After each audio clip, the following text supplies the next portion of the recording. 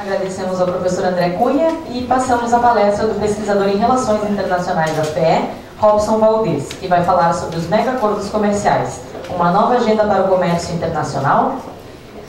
Robson é doutorando em Estudos Estratégicos Internacionais da Universidade Federal do Rio Grande do Sul, mestre em Relações Internacionais e especialista em Economia Empresarial pela mesma universidade, graduado em Ciências Econômicas com especialização em Administração de Empresas, realizada nos Estados Unidos. Tem experiência na área de Relações Internacionais, com ênfase em integração regional, atuando principalmente nos seguintes temas: política externa brasileira, política internacional, Ásia Central e economia política internacional. Boa tarde, pessoal. Vou pegar o gancho aqui do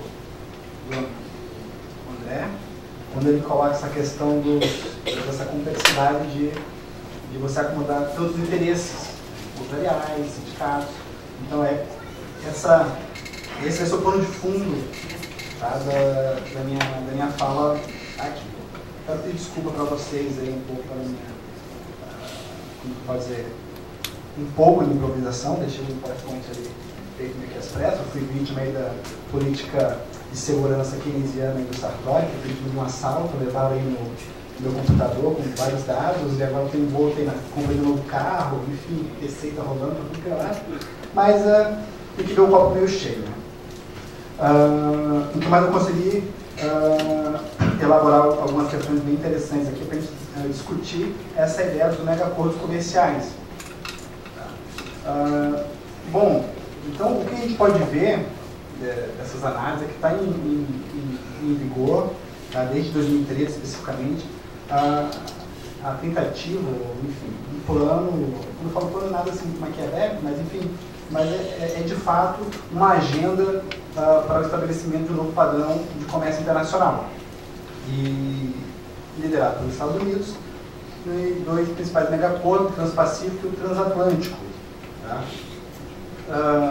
Como já foi falado de manhã, e também o André colocou aqui muito bem, esses acordos têm o objetivo principal de padronizar os procedimentos aduaneiros, legislações nas leis trabalhistas, ambientais, propriedade intelectual, garantir aos investimentos privados, serviços públicos, enfim, uma série de questões que vai colocar em discussão nos países membros desses acordos justamente o poder de barganha política na hora de defender os interesses de cada um desses segmentos aí impactados pela vigência desses acordos. A minha fala ela vai estar inserida dentro de um contexto da economia política internacional, como bem coloca a Susan Strange, lida com os efeitos dos mercados sobre os estados ou das políticas estatais sobre os mercados. E todas essas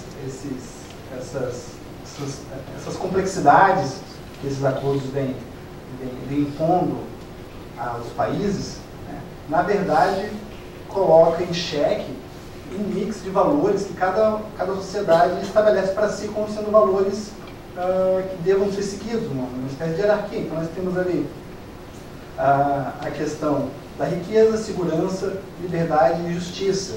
Então, bem ou mal, cada sociedade, as elites, ou segmentos, eles acabam definindo para si o que seria mais importante defender no conjunto das suas atividades no âmbito das relações internacionais. Então, se a gente comparar, por exemplo, os Estados Unidos, sempre prezou muito a questão da liberdade, né, e da riqueza.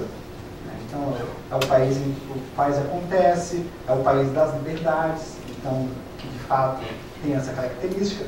Mas se a gente for olhar a partir dos atentados do 11 de setembro de 2001, houve uma mudança nessa valoração. Então, a questão da segurança vem em primeiro lugar nessa hierarquia, e a liberdade ela já não está mais no topo desses valores. Então, é uma relação quase que inversa. Você quer mais segurança, você acaba perdendo um pouco da liberdade. Então, essa questão que se colocou muito logo no pós-atentado de setembro era a questão da invasão da privacidade dos americanos por conta do Departamento de Segurança em vigiar, enfim, os e-mails, as correspondências, na busca por terroristas.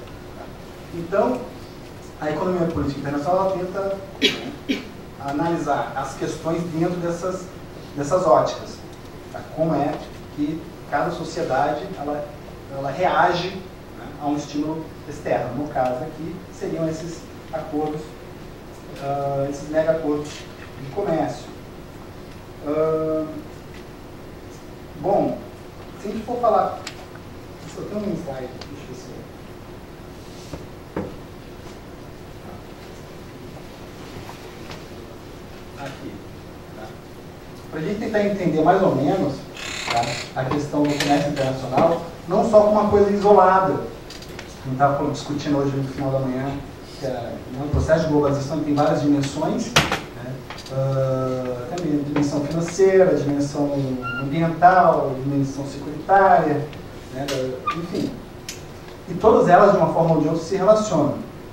E se a gente levar em consideração que o comércio internacional ele se dá por via marítima, 90% do comércio internacional se dá por via marítima, tanto de bens, produtos e também o mercado, o comércio de petróleo no mundo, nós teríamos ali naquele mapa alguns dos principais portos, né, ao redor do mundo, né, que os analistas chamam de choke points, pela sua estratégia. Então, por ali passa o grosso do comércio mundial e das rotas de petróleo. Então, não é de se espantar que não, por coincidência, né, os Estados Unidos têm ali, parado nessas regiões ali, todas as suas frotas. Né? Então, ou seja, há um custo, quando a gente pensa em globalização, há um custo de manutenção, por exemplo, do livre comércio internacional. Tá? Então, quando a gente pensa, por que os Estados Unidos estão encampando também tantas negociações para a liberação do comércio, tem que levar em consideração que os Estados Unidos, de uma forma ou de outra, querendo ou não, gostando ou não, ele é um garantidor, né, da segurança dessas rotas comerciais. Então, esses portos aí também têm uma grande atividade de piratas, né, muito importante, muito preocupante. E se a gente levar em consideração também o orçamento do Departamento de Defesa americano, que para 2017 está orçado aqui 93 bilhões, né, esse valor é quase todo o comércio, o fluxo de comércio entre os Estados Unidos e a União Europeia. Então, como o André colocou, né, os interesses, né? Então a gente tem que levar em consideração esses acordos comerciais também de uma forma mais sistêmica, tá? Que aí a gente consegue colocar mais elementos no debate e nas discussões sobre a pertinência dos acordos. Bom, quando a gente leva em consideração o comércio transatlântico, tá, a gente tem que levar em consideração também que ele vem de uma crescente a partir das relações internacionais dos Estados Unidos e da União Europeia, a partir do colapso da União Soviética, já um momento de aproximação muito grande das duas regiões. Tá? Aos poucos, a agenda da segurança ela vai sendo preterida, né, em prol de uma agenda econômica. Então, em 95 já tem uma nova agenda transatlântica sendo colocada em pauta entre os Estados Unidos e a União Europeia. Em 98 é lançada a parceria econômica transatlântica, que o Clinton lançou em 2098.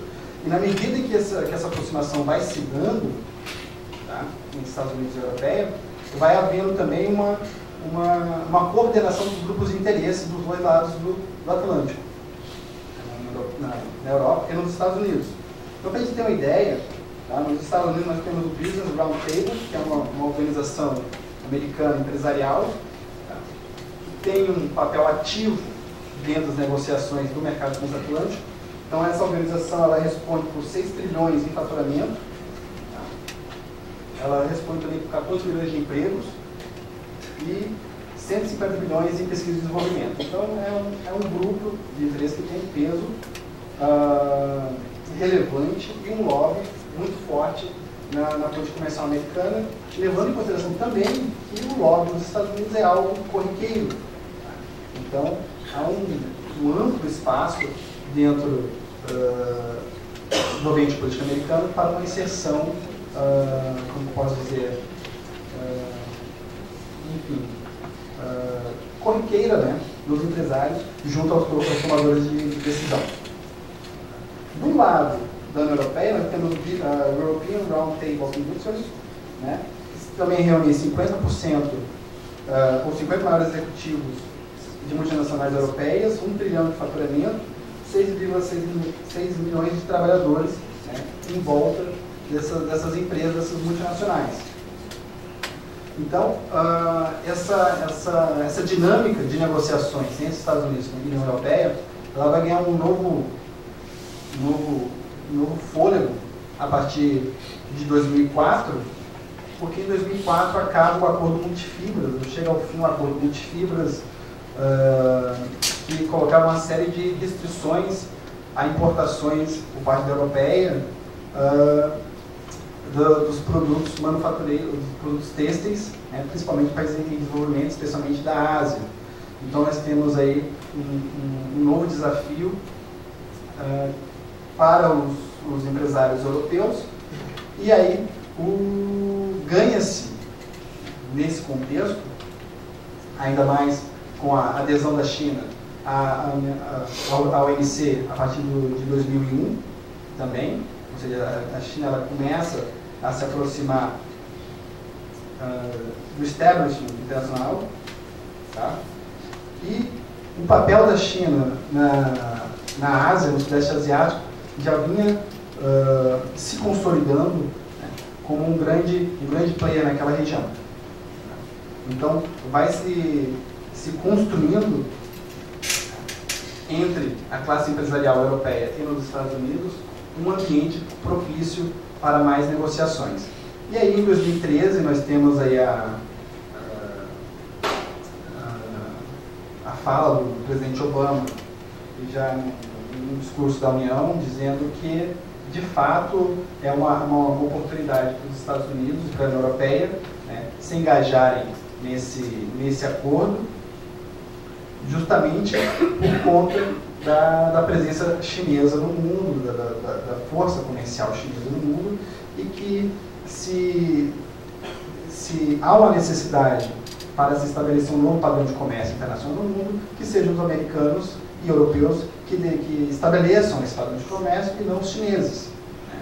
Então isso já vem sendo colocado, né, por representantes das organizações empresariais, por políticos americanos, o próprio presidente Barack Obama já defendeu esse posicionamento.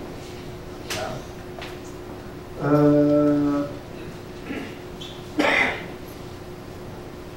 Bom, eu vou falar um pouco sobre o acordo transpacífico. Tá? Eu vou falar de algumas questões pertinentes, algumas cláusulas dos acordos, as questões mais polêmicas, mas que elas são muito parecidas, tá? Tanto para o acordo transatlântico e para o acordo transpacífico, que lidam mais com as questões da padronização na questão dos investimentos, tá? Dentro dos países membros. Tá? Então nós temos ali algumas questões que eles colocam, que eu pontuei, tá?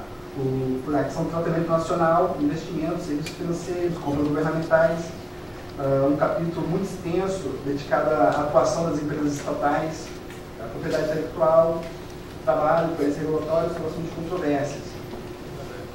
Tá? Então, quando esses acordos de preferência comercial surgiram, tá?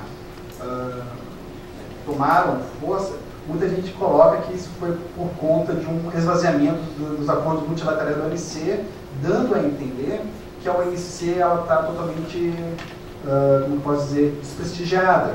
Mas, na verdade, o que acontece é que a OMC, tanto no âmbito da OMC, os acordos de preferência comercial, como o TPP e o Acordo Transatlântico, ou como os acordos regionais de comércio com o Mercosul, todos eles seguem